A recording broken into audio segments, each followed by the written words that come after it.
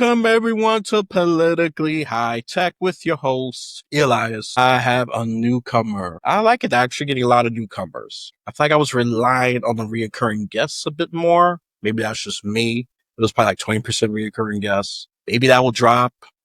It doesn't matter to me. I reach out to them if they want to come back. Some answer, some don't.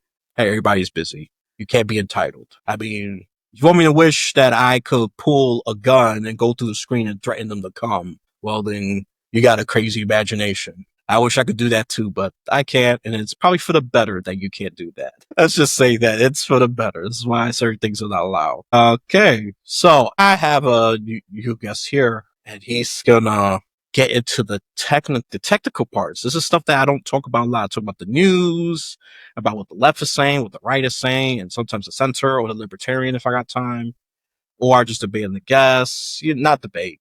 What I'm saying, interview them. Most of us been interviewed a few times. It's been debates. That's right. I feel like if we establish like the first base, I just think you gotta establish a rapport first. That's how I normally roll. I'm not gonna just say, hey, you're a stupid MAGA or you're a progressive socialist dummy. No, that's just me want to start a fight, right? And I'm trying to bring them together, try to bring some camps together. Those, I don't care about the far left and the far right that much. Y'all lost your minds already. I'm not going to bother with you. Maybe if you want to think, maybe I got to channel my spirituality. Maybe something would change there. But at the same time, it's free will. And free will is the other person has to be ready too. They're not ready. You got to keep moving. You got to keep it moving. But we're going to dig some more of the technical, voting tech. This is stuff that most people don't talk about unless they feel like there's fraud.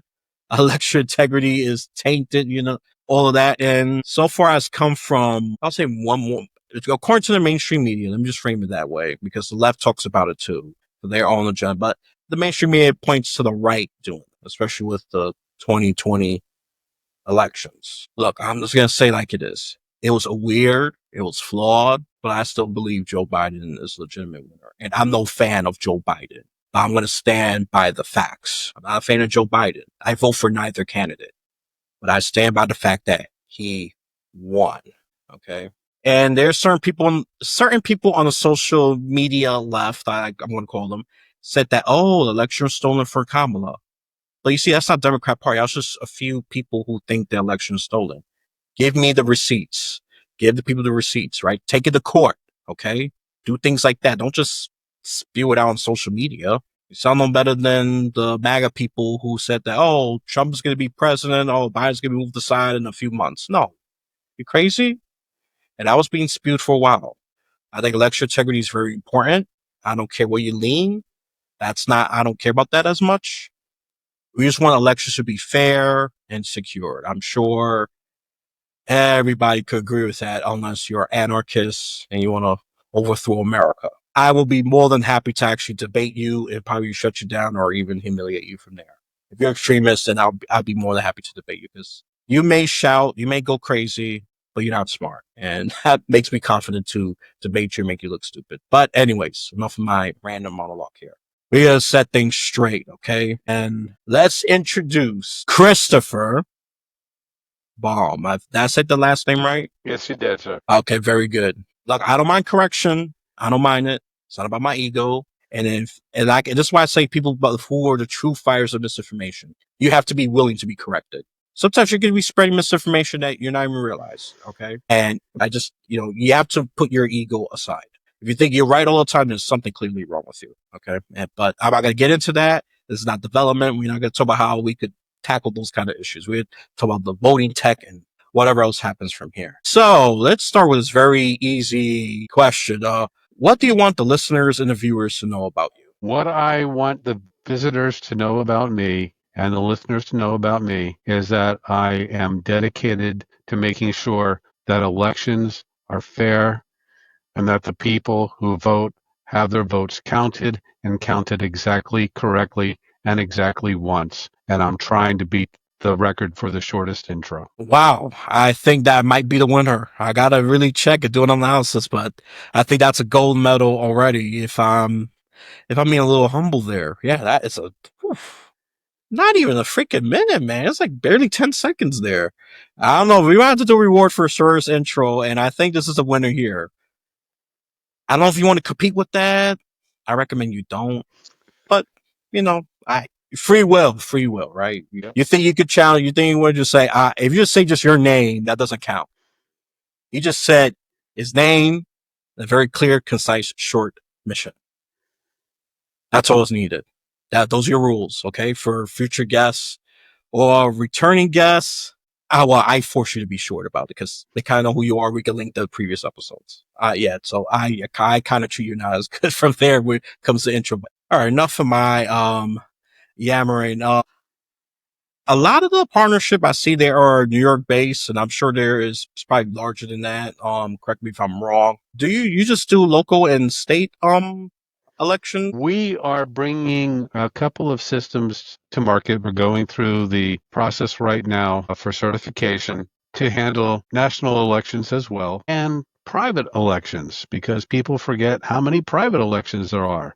But you got union elections and home ownership association elections and stuff like that. And all of those have to be accurate for people to have faith in those organizations as well. Well, I really don't talk about private actually at all because this is what I don't normally do, but that's actually very true. I mean, to the private and the public, I respect it. I respect it. Yeah. I don't, and especially when you get with the HOA, union elections, some people have said it's unfair and rigged, but we're trying to ensure that it's not unfair or rigged. Right. That'd be the exact opposite. So, anything else you want to add? No, that's basically what we do. I mean, at Vote Right, we're bringing a new kind of technology and very interesting stuff. Technically, my background is in government technology. I've been working in that area for more than 30 years. Well, you've seen my bio, and it's something that's important to me on a personal level because I got involved in it early. Back in the late 1990s, I was working with a consulting firm and we were helping governments around the world get ready for Y2K. And one of the things that I started looking at very early was, hey, election systems aren't designed to handle this kind of volume and these kinds of issues. They're old systems. They're not designed for 4-digit years. A lot of them at that point had been developed in the 90s and 60s. You're not old enough to remember this, but you probably read about the Bush-Gore elections in 2000 with the hanging chads. Yeah, I've got one of those voting systems in my basement. So I've been doing this a long time. He's saying he's, veteran. I'm going to call them veterans of life. I refuse to use the word elder. I don't think that's even good enough. The veterans of life. VOF for short. It sounds funny. Oh, well, but we need to come on a new term. I just think elder has some, to me, this is just me, particularly me. I'd say has like a certain connotation. I expect it to be kooky and crazy and a bit delusional, detached from reality, all that. So this is a nice way of saying that. I avoid using old unless someone would be obnoxious about it. That's easy for me. Yeah, But elder is, I think, it's a harder change for society. Or I just call them just simply veterans. no, That's I why I say appreciate veterans of that, but life. um, I don't see any reason, not to be unhappy that I haven't died yet. Very true. You see, appreciate. Look, this is a spiritual part of it. Appreciation. I don't care what higher power you believe in. You just gotta be grateful for us to be alive. So we just forget the simple stuff. We just I forget the simple definitely stuff. believe in a higher power, and she's in the next room. Figure that out. I'm not going to spoon feed you the answers, listeners and viewers. Figure that out. You got the comment section to guess that, okay? You got the comment section just for that. But no, so that's good. You already answered actually the next question I have. You expand this to the national and federal level. That touches that. What states are you currently running right now with this technology? We have not had federal certification yet, so we're not in any states yet. And we're going with two very different directions at the same time, which complicates things. But one is a mobile system. You'll be securely able to vote from your phone and have it be verifiable and not cheatable. And the other is your typical precinct system, but it's different than most also because it's got multiple redundancies and it's not networked to anything. So if you go in and vote on a system, you're voting on that system, not a whole network of systems, but you can vote in up to 22 different languages depending on the jurisdiction. You can change the display if you have some kind of color blindness or you need to change the font size, or if you are hearing impaired, You can see everything spelled out. If you're visually impaired, you can have it in audio, all on the same system. It's even designed so that if your jurisdiction allows it, the voting system can be moved outside so somebody can vote from their car if they can't come in. And it's all done on a regular system. When you vote, you get to see it, depending on how the jurisdiction sets it up. It can be either printed, but either way, it's triple recorded randomly, but with a unique identifier so they can be tied back together, but not tied to the voter. So I have three separate secured recordings of each vote, triple redundant, stored in separate places, so they'd all have to be altered on a non-network system. It doesn't get any better than that. Wow, my mind is actually blown. This is security. Forget on steroids. This is like security. We got security with other securities to make sure that we don't have, some people theorize dead people voting or voting 2 or 3 times. That's fraud right there, right? We Yep. don't have to get into the legal technicalities or even debate. There's no debating that. Right. All right. Especially if you could, prove it. You can't just say it either, like we hearsay or whatever term they use. I'm not a legal buff, disclaimer, but we should know crime, especially when it's basic, blatant, and obvious. That's all I'm going to say. I think that's very impressive. Mobile phone and address, and this is a democracy that I'm trying to just see a very inclusive, accessible democracy. Even those with various disabilities that you already pointed out, which hearing impaired, visual impaired, and you also have languages depending on the jurisdiction. New York will have a lot of languages for sure once it's implemented there, as opposed to somewhere like Kansas. Probably could just be English if by miracle. You'd be surprised where there are, because what's happened is different groups have come over at different times and they've settled in different parts of the country. So you get places where you have a large Haitian population, or, where I went to high school in Millville, New Jersey, large Ukrainian population. It just happened. Nope, true. You see, right there, I was about to just I was not double down, I was about to just continue it, but then I had the instincts of, okay, I'm going off course. So you gotta be sensitive to that. Yeah. This is how you know someone's really trying to fight misinformation. I'm just going by what I think I know. You have to be willing to be corrected. This is a good example right here. Because he nodded his head, no, okay, what did I say? Instead of just, oh, this guy here, who the heck he think he is? I could just, enforce my ego or make myself feel good. But no, you just click this podcast just to, demonstrate what a train wreck it is, just for cheap laughs and clicks and maybe a cheap fame for me. Infamy, really.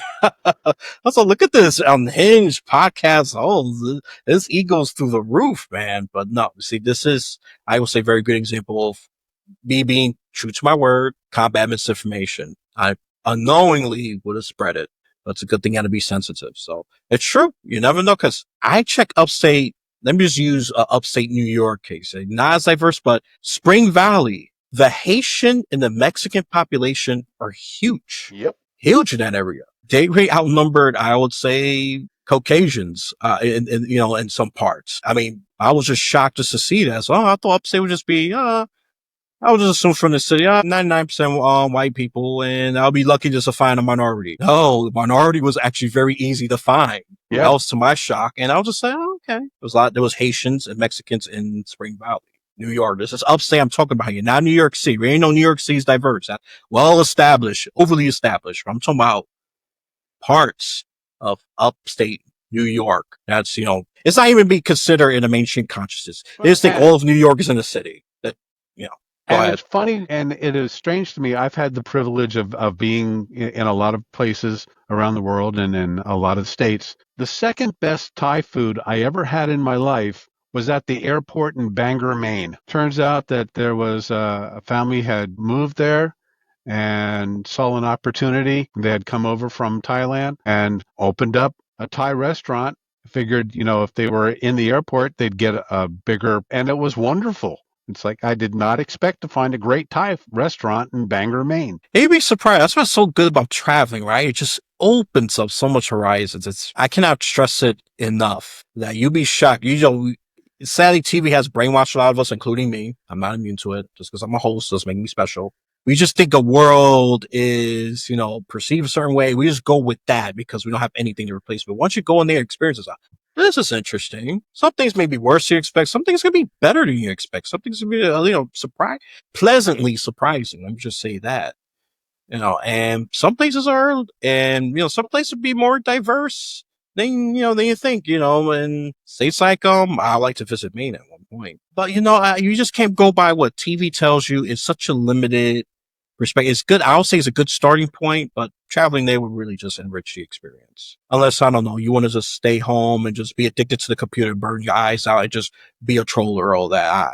I'm at that part. I'll just leave. I'll just leave. Just look, I want to go get some clean air. And like, we human beings, we are social animals. We got to do more than just be on the computer. But we want them to stay on their computers and devices long enough to see your podcast. Exactly. That's the only hypocrisy I will obviously accept. No, I no, will that's not obviously accept that. hypocrisy. That's honesty. That's true. That's honesty. See, I'm self-deprecating here. Right? True. Yeah. And, you listen along the way. You don't have to watch me. Right. Look, I know I'm handsome. You listen along the way, and of course, watch me. That's only exception, of course. And I'll say other good podcasts would be nice. There's other great ones out there that I like to listen to. And some of it, I always shout out to this one. I think this one's really good, putting the left and the right together. They debate. They're passionate. I would say sometimes provocative, which is fine, but they always maintain some level of civility. It gets heated, but they don't go, they don't go, I would say, go to antagonistic bully. It just, that's how they do question them. I mean, they sometimes really cool ideas. I think that's most is gone, but I would say I always give a shout to left, right, and center.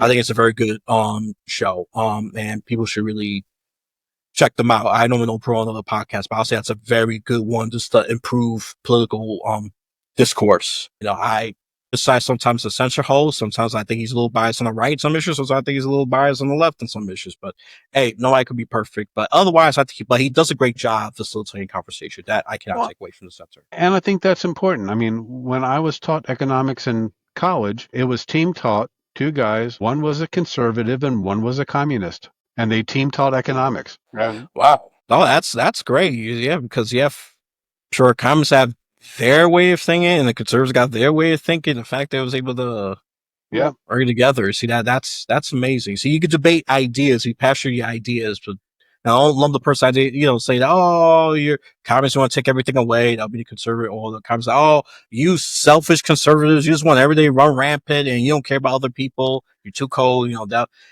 Those are normal, Well, attacking points for opposing groups, and I would say. let's bring that back to elections, because I think the reason why we have become so divisive in the United States is the way that elections are run. And again, we're going to talk about process here. The current process in most areas is that you have a primary election where the candidate is selected, and then a general election where the candidates face off. The problem is that in many areas, not New York this time, but in many areas, people don't show up for the primaries. Who shows up for the primaries? The hardcore. So the people who win the primaries are the people who appeal to the hardcore. Now, turnout in general elections is still relatively low, but turnout for primary elections is generally even lower. So you're looking at a lot of times 7 to 8% of the entire voting population are turning out to the primaries, one or the other, generally in a two-party system, and they are the people who are selecting the candidates who are ultimately going to win the election. Because of the way we vote now, it's very difficult for people to get out to the primaries and then get time off to vote in the generals as well. It's difficult to get information about the primaries now. You just can't find it the way that we used to have. There were certain advantages to only having three television stations because they had to be unbiased and they weren't typically owned by conglomerates. You had your broadcasting systems, but you had local ownership. That model is gone. What we do have is direct communication. This particular form of technology didn't exist in the 70s and 80s. There was no one-to-one communication other than by telephone or one to small group. It was one to many. When you have to have that, you have a responsibility. And at that point, it was a legal responsibility to have fair and unbiased presentation of news. Now, it didn't always happen, of course. You still had white males delivering it. And I want to be forthright about this. I'm a white male, so I don't want any, because some people listen to the audio only and they won't know that. But it's an important consideration. So by being able to be more inclusive in the voting process at the primary level, and there's a lot of things that help with that, more access and easier access to voting. The experiment that New York City is running right now in ranked choice voting is an important inclusion. It makes a difference in helping more people get involved in the primary process, and that changes the candidates that we see in the general elections. Yeah. You said something very important, and that is a huge problem. Generally speaking, like I call it this. I'm going to paraphrase here: the primary problem, where the most extremists are picked, and the turnout, I'll say, is the lowest of the low compared to all the other parts or whatever position they're running for, governor, president. I mean, the more federal position, the more turnout there is. The turnout should be the other way around. I would say local and state should have definitely more participation, especially votes, because those laws going to impact you, I would say, to a greater degree than even federal laws. Yep. But a lot of people just vote federally because that's what mainstream media pushes more than anything. Yeah, they push governor, they push midterms, but nothing gets coverage like the president. Nothing. And I think that drives it up. But back to the primary point. Yeah, I agree. That's why some of them that did well in the primary, some it lose because Israelites, okay, the opposite party, maybe as vague and generic as I can, have someone who's more sensible, more moderate, will beat an extremist candidate in some cases. There's cases where the extremist candidate, one is why we have more extremes, especially in the House of Representatives. I think it's pretty notable there. Um, we could disagree or agree with that. The Senate, I would say they are a little more sensible. Feel Well, free. and there's a reason for that too, because if you're a representative, if you are in the House of Representatives, you are constantly running. You are constantly running because you only have a 2-year term, and the election cycle is really 18 months. So you get 6 months off, and then you're running again. And they gotta do whatever they can. Yeah, they always, I would say that's most hustling. I always call them the wild children because they really gotta keep going and going and going and going. The Senate, they really chill. I'll say for like probably 4 to 6 years. And then they campaign the next two.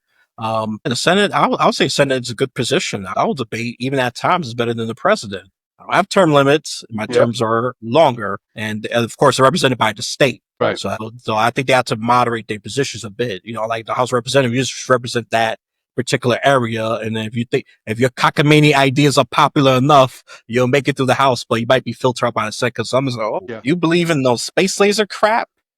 Hey, It do turns some not people off. disrespect the space lasers. Oh yeah. Oh yeah. All right, haters. Use the comment section. Express your anger right now. Say whatever. I don't care. YouTube will censor you, not me. And don't worry, I'll put this on Rumble eventually, where you could say crazy crap I would say almost zero consequence. Okay. And I try to be 1A. I can't believe I have to emphasize that, but here we are. I'm not attaching a race to that, but you know what I'm talking about. Yeah. You know the certain person I'm talking about. And I thought she was a bit loony myself, but I say, well, she don't represent my area. She wouldn't survive a local New York election with that kind of, but part, I think a part that she represents in Georgia, they find her good enough, I guess. Not all of state Georgia, but I think that particular district. Go ahead. I want to suggest that these days you use a different word than, or a different phrase than surviving an election. Yeah. What do you suggest? I'm open. Well, I don't know. Well, we might want to talk about that later, but that might be a trigger point. Again, a bad phrase on my part. But we gotta say it. I'm gonna be honest with some of you listeners. I sometimes when I think you're being emotionally silly, I don't care as much. I care about resolving the issue. If I'm going the wrong direction, feel free. There's a comment section right there. Okay, Right. just express it. All right. And if you think me and the guest is not, if you think me and the guest is awesome, I'll just say we awesome. I'll like a specific reason why and why, or the opposite point, why we're not great. Just give it why. I'll just say you suck. Okay. Who cares? I'm just going to brush up that. I'm just going to skip that comment. But yeah, go ahead. I'd like to bring up a topic that has been surfaced in a lot recently, and that's about hand counting ballots. We ought to go back to the old ways where people, made a mark on a ballot and then the ballots were counted by hand. The reason why that's the old way is because it doesn't work. People can't count. Now, Elias, in rough figures, how many purchase transactions of any kind have you made in the last week? Roughly. Oh yeah, that's go rough for you. I gotta be a super nerd, super good at math just to give you exact. I will probably say 20. Okay. How many of them involved cash? Only two. Okay. All right. So for 90% of your transactions, you don't trust paper. Yep, and I will add it's more convenient not to deal with paper. Okay. So I don't want to make this assumption you live in the city. Do you drive a vehicle? Simple answer would be no, it's very rare. Okay. But you have. Yes. Okay. I was driving on the Atlantic City Expressway today. Want to guess how many? And that's a toll road because I'm in Jersey. So I had to pay tolls 6 times. 3 there, 3 back. Guess how many times I actually stopped and paid a toll? Oh, you seem rational. You don't seem like a one who's have road rage or anything like that. I'll probably say 1 out of 6. Nope, none. I've got Easy Pass on my car, right? All electronic. I should have said 0, but I didn't listen to my gut there. And even when I paid for parking at the destination there, used a credit card. So we are not a cashless society yet, but we're getting there. Here's something that a lot of people don't know. You go to a teller in a bank. You give her $100 bill and ask for 5 20s and change. She counts them to you. You count them back. You've got 5 20s in your hand. You walk outside to the parking lot. Remember, you're in view of cameras this entire time, and you notice in the sunlight that one of those 20s looks funny. You take it back into the teller, and they check it, and sure enough, it's counterfeit. Who's liable? Does the bank give you another 20? I mean, if I catch it early enough, but no. You leave the building, it's yours. Not only that, they are obligated to take it from you and they don't replace it. So you walk out with $20 less than you walked in. Like a 20 is fake, so I walked out with 80. Yeah. Yep. Yeah. I was gonna say, yeah, if I catch it, I should say catch it before getting off that bank. Yeah, If that's you true. catch it Cause getting out of the bank, that's a different story. right, But you walk out right, to the parking lot and you walk back in, nope. Even though you're constantly surveyed the entire time. and that's important. That is important. It's a good thing I So think caught one time that actually I almost got out the building, but I was like, wait, one of them looked a little funny, and it felt a little funny. I went to the side. Can you remind me to change this 20? But thing is, I unknowingly dodged liability because I didn't even know this.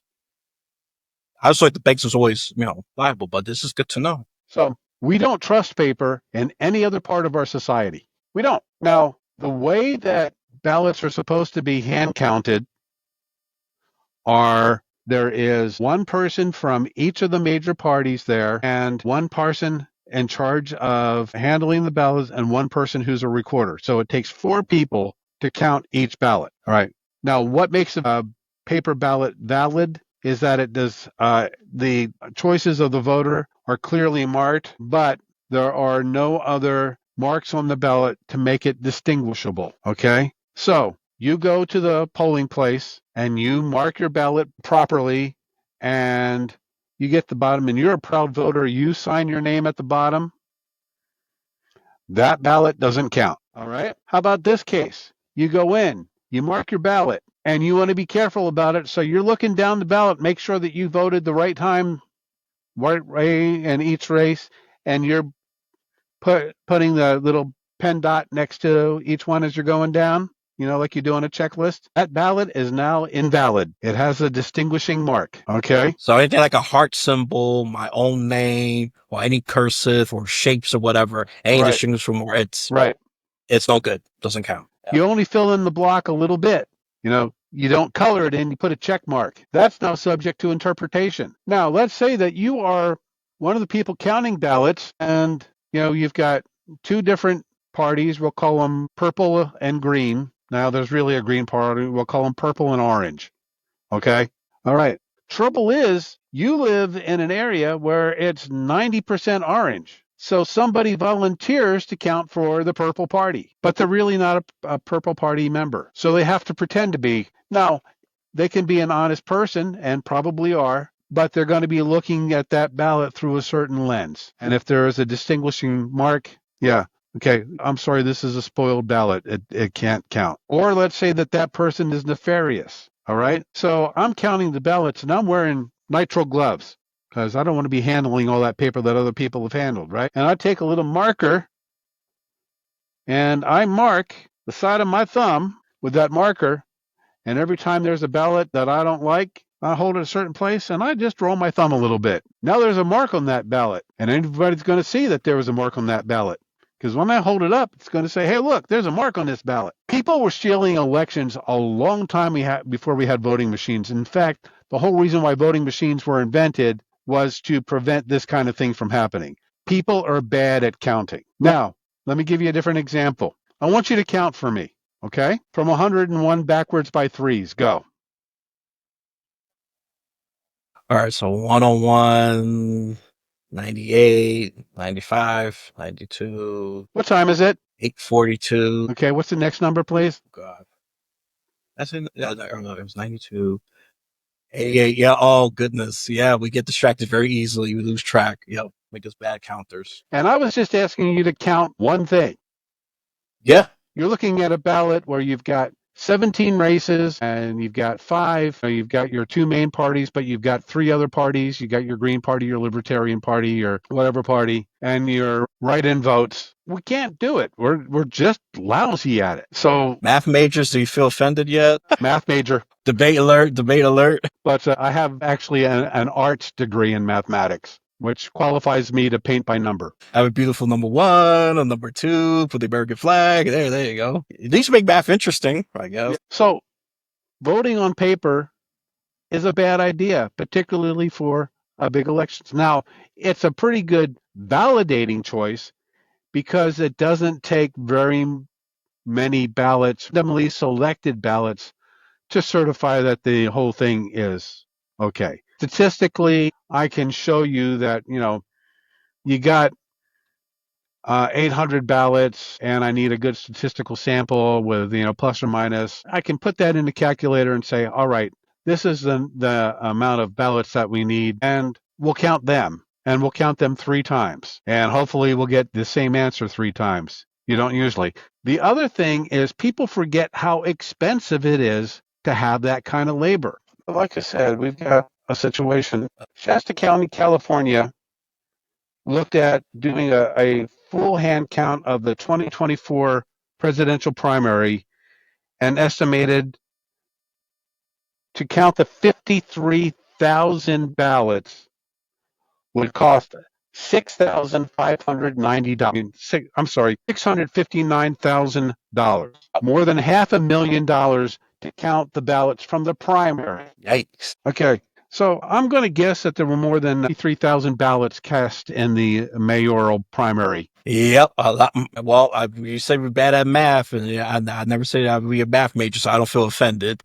I'm more of a history major, so there I could get away with it. I could count blocks and all that, but that's it, barely. But on a serious note, it was. I would say at least if I was just scanning through it, it was more than 300,000. But that was preliminary, Right. data. I'm sure it's more than that. So, and I'm going to guess, no disrespect to our brothers and sisters out in Shasta County, that labor rates in New York City are higher than they are in Shasta County, California. Yeah, I would say if but I try not to add a media twist and all that because they will Right. exaggerate some of these Yeah, claims. but They just pay okay. attention to the riot Let's portion. let's assume that they're the same. Right. Okay. We're looking at more than $500,000 to count. The other thing is that they were looking at having to add 575 more people to the staff. And isn't that the cost going to go up exponentially just for the staff increase? Yeah. It's expensive and we're not good at it. So maybe that's a good reason not to do it. Anyone with a rational brain could agree to that. So what we're looking then is technology to make it more inclusive, make it better for the people who are going there. Now, one of the systems that's popular now and that we use in my home county of New Jersey is a system that marks the ballot and then you hand carry it to another device that counts the ballot. So you have an opportunity to look at the ballot before you do. Okay. Interesting problem with that system is, and this happened to people that I know, the way it was set up in my county in New Jersey for the primary election was the back of the ballot printed first and then the front of the ballot. Problem is, there wasn't anything on the back of the ballot. That was a blank page. So the way the system works is that it prints one side of the ballot, it comes almost all the way out, and then goes back in, and the other side is printed. Okay? You ever see a printer do a two-sided print like that? Yes, I have. Okay.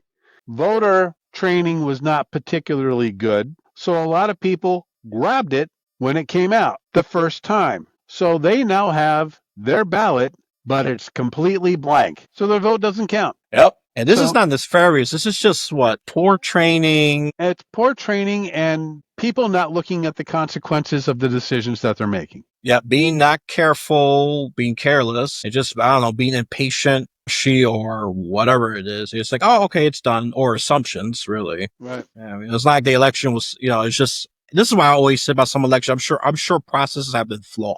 And this is just a case of flawed process. It wasn't, hack. I'm sure hack happened and change election results, but I don't really see that unless, hey, you want to come to my show and debate that? I invite you. No problem. Right.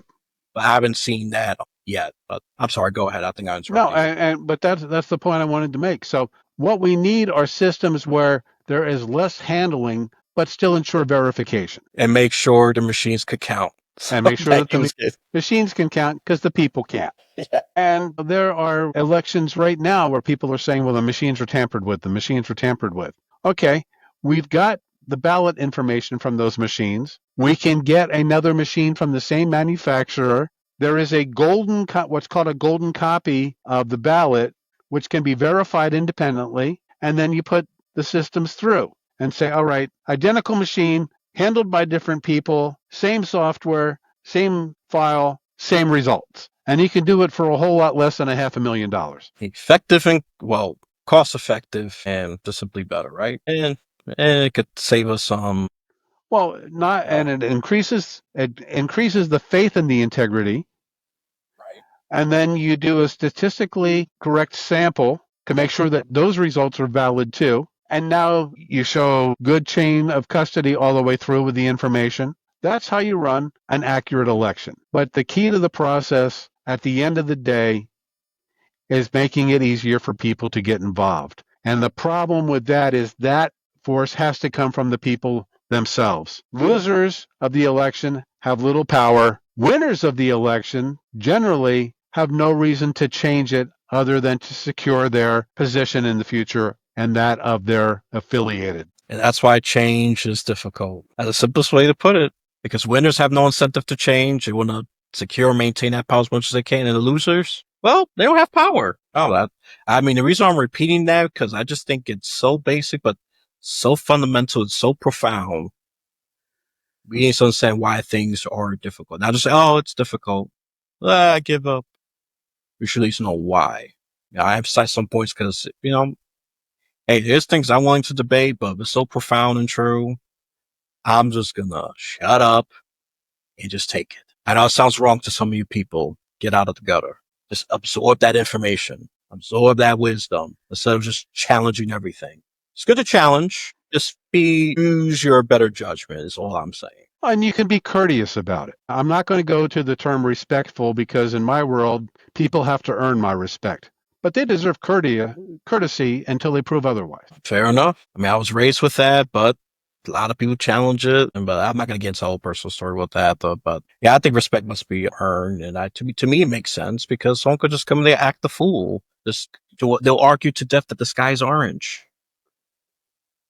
It could be. I just checked. It's not. I mean, it could be if you throw puff and smoke and all that, but that's a very rare occurrence. It's normally blue. It's covered with clouds, and even rarely red or pinkish if the sun's in a certain angle. But that's more like the light and all that. I'm not a scientist, but people argue with that. Said, well, that person should be respected. Maybe I should just pity that person and just not argue with them because once you argue with an idiot, you become an idiot. So that's why I say don't challenge everything. That person believed the sky is orange, and Just carry on with your day. You have better things to do, anyways. Take care of your mom, your spouse, whatever. Okay, or just do well your job. You got bigger fish to fry than just trying to see, change a person's mind that this guy is okay. So, what were you hoping to talk about that we haven't discussed yet? No, I think you already covered a lot. You already gave some very good examples about nefarious or unintentional errors. I think a lot of it's unintentional. I would think, unless you want to, you know, debunk that otherwise, which I don't mind because I'm not an expert here. Have there? The only question I think I have is, have they have any hacking, any real hacking that have drastically altered the election results? We have not had any examples that I have seen of system hacking that have affected things at a national level. Now, there have been manipulations, but that usually comes in terms of vote by mail, destroying drop off boxes for early voting, stuff like that. I'm not saying it's impossible that it's happened. There are documented cases where it's happened that can affect a local elections because when you're dealing with 300 voters instead of 3 million voters, a small change makes a big difference. And typically that involves things like not maintaining a chain of custody, not technical issues about hacking the voting systems themselves. Because the reason why I'm asking, there's some people that believe that nefarious manipulation, and I think it's true. If it's like a count, I don't know, counting of 300 votes, 150, 150, just flip one. There's a winner and a loser right there. Right. Oh, okay, I'm a little okay at math. 150, 50, they go split even. You flip that one vote. Okay, there you go. That title, well, it's no longer a tie. It's been manipulated. It's been tampered with. The person won. How did that happen? And of course, I can understand people being suspicious, but I don't want suspicion without, without fact backing up with facts and documentation and credible theories. Okay. And that's been pushed a lot. I would say, from multiple people, and I don't care what camp they come from. I've heard some of this from the left leaning people. I've heard some of it from the right leaning people. So I can see that being true for a probably a small town election, probably with 300 to 1,000 votes, as opposed to a city with million. Well, I'll say 100,000 to a million votes because everybody doesn't vote. So I got to use more conservative numbers. Sound a little more realistic, but I think I'll be harder to hack. And I like that there is work on that, so we can restore faith in elections. I don't care what party you in. We just want to restore the faith in the process. Exactly. Faith in the process. And you do that through transparency, chain of custody, and education. I think education needs a redo. That's just me. Because the reason why I think to find good information, and I like what you said. I'm just going to get back to the fractured media versus central media. Because even me, I grew up 90s and all that. This is when the fracturing was already starting to happen instead of just the three main stations. I mean, and they had to have more fair coverage. I mean, I'm kind of a historian, so I got to dig into the older stuff. And I only could study from an academic point of view. I can't say, oh, I actually been there. Oh, Walter Congrite, whatever his name is. I can't pronounce it. Congrite. Oh God, I can't. Why I can't pronounce his name? This is embarrassing. I'm keeping this anyways. Con. You know what you say it for me. Walter Cronkite. Cronkite. Cronkite. Thank you. You see, I don't mind being correct. This is Well, and I believe that it's Dutch that adopted the term as for a news broadcaster as Cronkiter. That's how famous and trusted that person was. Yeah, so that era, as we all know, or you've been half awake, is dead. It's so fractured. You got your left wing version, your right wing version, your centrist version of it. Let's give one example each. MSNBC, left wing. I'm gonna give a little more. Newsmax, right leaning, and then we got News Nation, more to the center. So we have consumers fractured going to different. Okay, I think the News Nation ones are a little more. I'll say a little more fair, but that's just me being a centrist bias. But the point is, everybody's getting fractured and all that. Everyone's tuning into, oh, no, no, no. MSNBC says this. So I believe that because they support my point of view, confirmation bias, echo chamber, and all that. More than that, Newsmax, oh, I'll have Trumpers. And all that. The one was, oh, yeah, well, you communists, you like the MSNBC garbage, all that. Rachel Maddow, she's a Russian hack, whatever they say. It's not true, but people say crazy stuff like that. And I'm just, and that has made, I would say, election information much more difficult because they better trust their team, wherever they believe in more than what is fact. And all of them got parts of the truth, okay, but they don't got the more unbiased, boring truth because it's boring. Truth is boring. People just love slanted things that just supports their narrative. So confirmation bias is on steroids, hence making it much more difficult. And that's the era that I grew up in. And I just seen that just gets more splintered as time goes on. Some medias go, some emerge. When everybody all got their bias. That's why I got go to all sides, go to ground news people. So I'm plugging that in, 1440, all of that. So you can see what bias coverage you have like a good snapshot of how much the right is covering this, how much the left is covering this, how much the center is covering each main headlines that has gotten a lot of people's attention. So I'm plugging that in because we need to combat this tribalistic nonsense, in my honest opinion. And, I pay attention to this guy here. I'm going to link. He has a lot of voter resources. I checked them out quite good. And I know some things, but like someone's expanding. I mean, Ballotpedias where I got a lot of my sources, especially to talk about different state elections and propositions and all that. And that's one of the sources I use. And a lot of it's good stuff. And I'm going to link all that in the description. I'm going to link just the website, even the voter resources. I just think the more information, generally the better it is. And I'm going to do filtering out the junk for you. I'm not going to put CNN. I'm going to put Fox News because I'll be a hypocrite.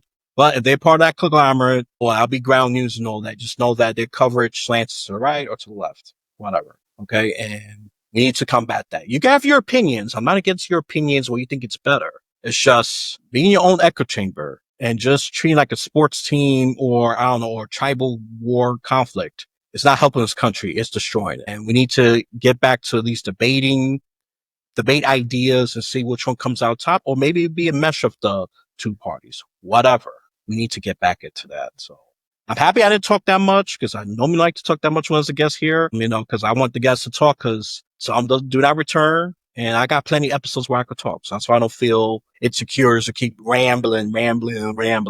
Okay. I mean, I could ramble, but what point is it going to serve? You can just clip and make fun of me, create memes. I mean, it's a good laugh, but that's not serving a hype. That's not serving a purpose. You have to try to put purpose and value to these things. I don't mind laughs. I can make fun of myself. I have a good sense of humor, but that's just good cheap comedy at best. It's like a 5 second, you feel good for like 5 seconds and then that's it. You're back to being miserable, bored or whatever, just be more empowered. I don't care you left, right, center, green, libertarian, whatever the heck you are. Just learn yourself, learn the processes and, and fight and join organizations that are fighting for change. Like me, I'm joining Unite NY because we're trying to make New York primaries open. Independent like myself can't vote unless it reaches it to the general election. And to be a Democrat or a Republican to vote in a primary. Let's face it, most of them are Democrat. Okay. You can check any stat. Democrats hold a super majority. Okay. Especially in the city of New York and definitely Rochester and Buffalo, those other upstate cities. Okay. Just, that's all. That's all I'm going to say. I could speak a lot more, but get yourself more sober minded, at least understand the other side. I'm not telling you to change your mind, do 180. So let's just understand where the other side is coming from. That's the most minimalistic ask. Just understand the other side. Understand where they're coming from. But they're extremists. Just walk away from them because something is going on there that they need professional help. And 9 out of 10 times you don't got the skills to deal with that. So just walk away from them. You don't need everybody. You don't need to talk to everybody, but you should talk to anyone who has at least a rational mind or some level of maturity to engage with you. Okay? Not kooky, crazy people. Not the far left, the far right, the far whatevers is my enemy. Most people are sensible from the left and the right. Just get together and that's, just have a discussion, and I'm going to plug this Brave Angels. It's a great organization that try to bring the left and the right together. And sometimes within the 10 too, because some debates are within the 10 of the party, progressives and moderates and Democrats. They clash a lot. You would think they're two different parties. And sometimes with right, the conservatives and the neocons, they clash a lot. So sometimes it's intra party conflict as well. And, I kind of thought of that, but I couldn't articulate as well. So I talked to different people. So, okay, yeah, because they're big tents. They fight among each other. Some things like war. War is an issue where there's a split within the party. Nothing doesn't like war, for sure. So that's what I'm going to say.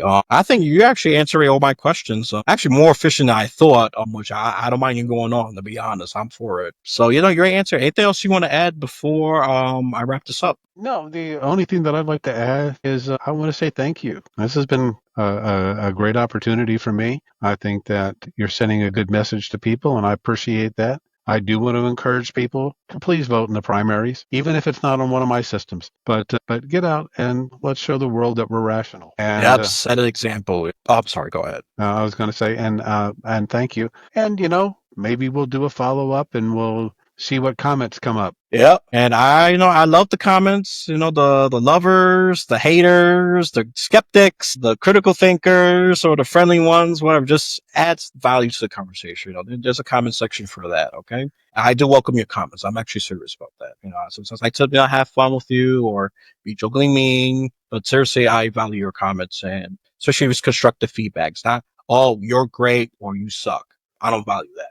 How am And I great? How am I lame? right. Be more specific. That's feedback I would value. And that's all I could say for that. And I said at the beginning that I would end with a plug, and our website is www.voteright. Yep, not just that website's going to be in the description. I'm just going to put even the voter resources as well. Absolutely. That's linked from that website because I just think more, or you can just ask me questions about where you should look at if you don't have time to cipher through everything.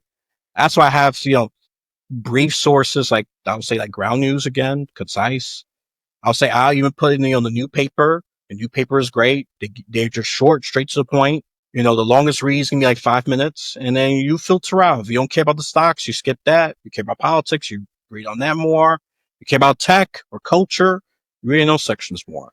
But they're short, straight to the point. I know everybody is busy. I get that. Everybody's busy. So you want to even ask me questions about that? Or I'll definitely encourage to ask the guest because he's the expert here. I'm just more of a facilitator guiding the conversation at best, but I'm willing to learn as well. If I can answer it, I will definitely answer it confidence. And then if it's a lot of good questions, I will definitely bring the guest back. But if it's basic stuff like, where do I vote? Well, where do you live? I like simple stuff I can answer, but if it's about technical, advanced questions, like, oh, that's beyond my pay grade. Unless you pay me more by subscribing to me, then I'll look into that. But that's a super shameless plug. Oh, I'm gonna get some nasty comments on that. Oh well, so be it. I'm brutally honest about it. I'd rather be shamelessly honest, be portrayed as a villain, rather being a phony hero if I'm gonna pick the two. But whatever. Enough of that. Yep. So go to his website.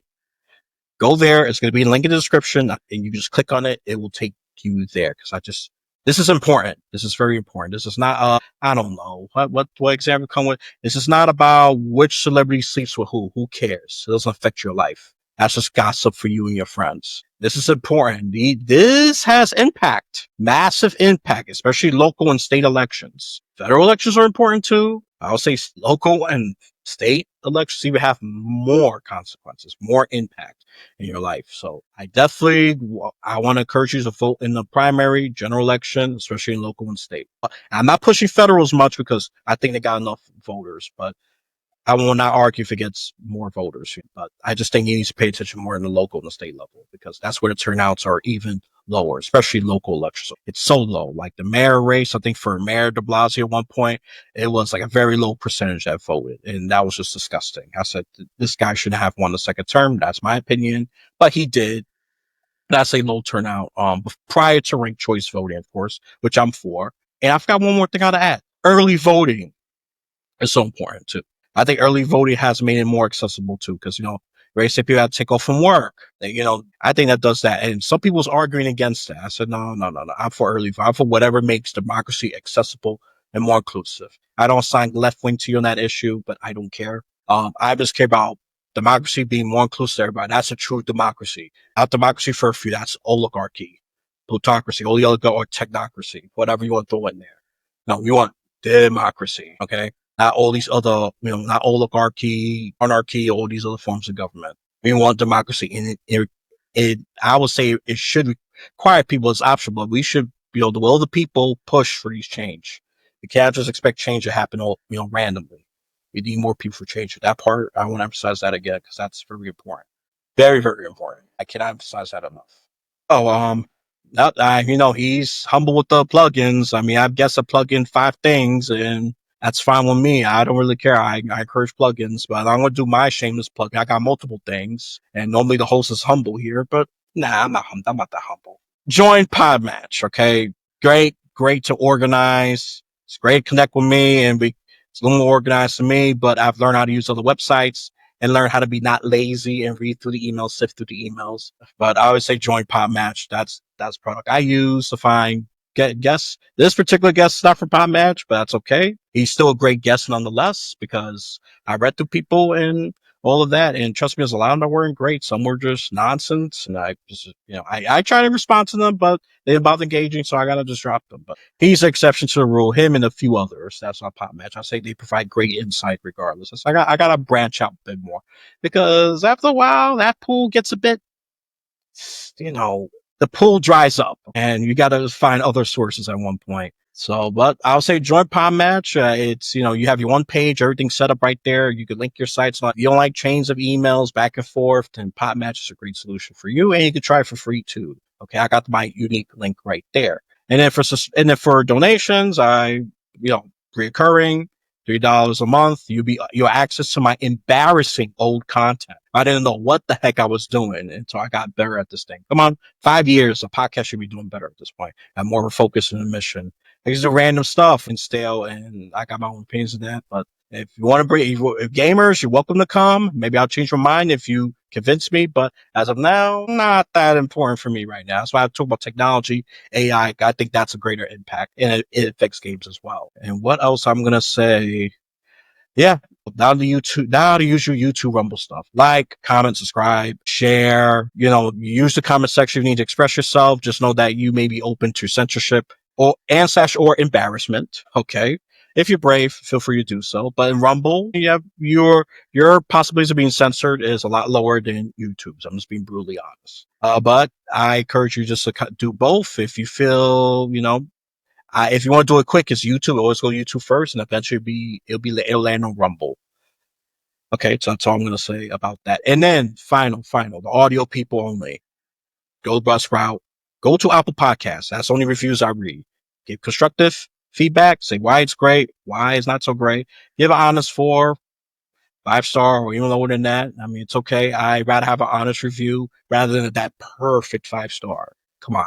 You know, that's nonsense. That's a lie right there. Okay. And we got 5 stars, all that. No, I think they did something there. I could go the conspiracy theory route there, but I'm not going to. I'd rather have an honest rating. And I already got 1 1 star without saying anything. Shady person, but I forgive you. And 1 4 star, she couldn't even spell properly. I said, I'm happy you just gave me 4 stars. You should probably misclicked. Try, maybe she got a dyslexic moment. I think I'm so disabled. Oh well. I don't know. I'm just making fun of her. Not you. Look, he got tools for your impairments. And look, that's being inclusive. We got to include those people as well because they have a mind. They can voice their opinions. Okay. So I'm trying to be inclusive here. Sometimes my mouth doesn't demonstrate that because I have certain opinions about political correctness. They would think I'm right wing on that. So, we have, courtesy, I don't mind decent common language, but not these politically correct terms. I don't care about that. But all right. I think I said enough with this crazy heat. I think the heat's getting to my brain. That's why I'm keep yammering like a crazy person. Okay, this is time for me to stop because everything else that come out from there is not as valuable. So once you complete this audio or visual journey, you have a blessed day, afternoon, or night.